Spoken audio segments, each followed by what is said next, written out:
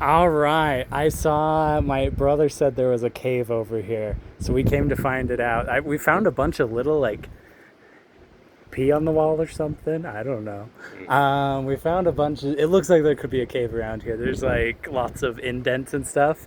I'm just hoping it's something awesome. And I got another guy with me this time, so I'm not alone. That's the bud. He's gonna be here to make sure I don't get scared in the cave if we find it. That's me. That's my job. No bears attacking you today. Do you have the pepper spray or bear You spray? you have the bear spray. I got the baby knife, which may do minimal damage. Well, hopefully it gets you, not me, and then I can bear spray Good. it. All right. Well, thanks for that. Oh, I hope it gets me. I think we found it. It's a cave. Okay, this is cave number 3 over here in Utah, somewhere by Mona. Um, Here we go. Wait, actually, that's so disappointing. That's not a cave.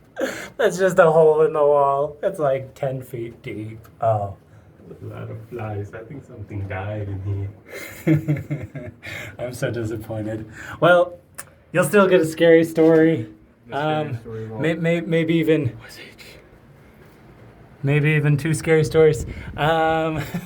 Okay, let's. Oh, look, we have some traditional stickman painting from the past. Oh, we know the cavemen have been here then. I mean, it's kind of cool. It's just so disappointing that it's only like 10 feet deep. My brother got my hopes up. All right, well, let's tell a scary story or two so you at least get something out of this video. Do you want to tell first, or do you want me to tell Go for first? it. You lead us off. All right, then here you Uh, pointed at me.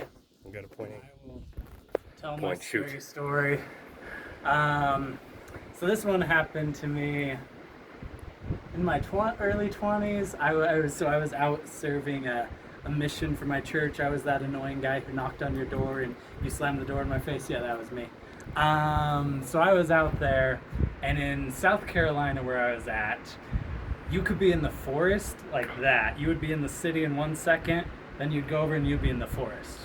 So me and another missionary were going out there to go tell people about Jesus, and then we get onto this road, very foresty, pretty close to town, but it was basically a forest.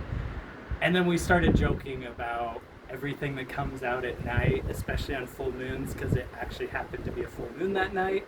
It was dark, so we're talking about werewolves and witches and all those crazy things that are out during the full moon. And then we head down this road. We're knocking on a couple doors. We get to the very last door on the street, and the moment the other missionary steps onto the driveway, he kind of freezes a little bit, looks back at me, and he's like, "Elder," that's what the missionaries call each other. He's like, "Elder, how do you feel about this house?" And me being totally oblivious, I'm like, "I don't know, we're missionaries, we could knock on the door." So we started heading up towards the door, and there's just a couple steps up onto the porch. And I remember I got up onto the first step, and I kind of stopped there, and I looked up at the other missionary, and he was just sitting there with his fist raised in front of the door. Just standing there. He wasn't doing anything. It was like he was frozen. I don't know what was going on. So I kind of start looking around, and I look over to the side of the door. There is just this huge bay window showing the whole front living room.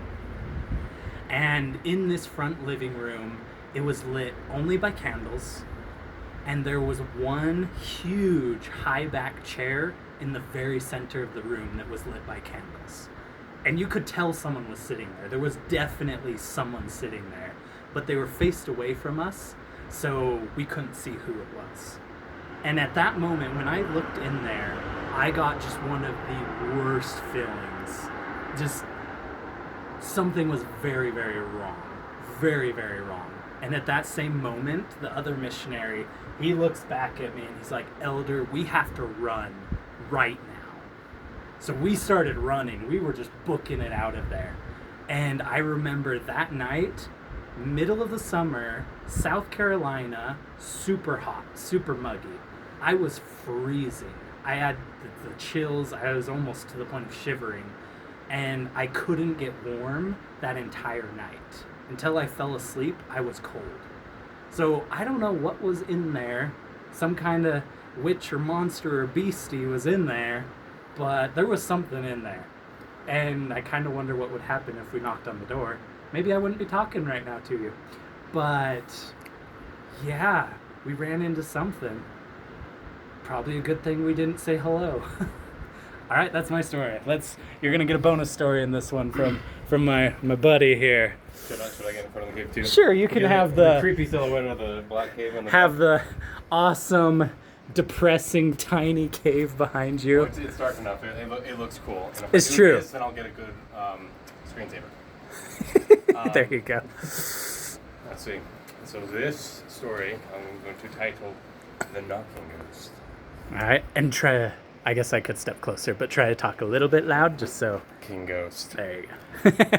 So this is a story that happened to me and my sister back when we were both kids. I want to say I was around 7 or 8.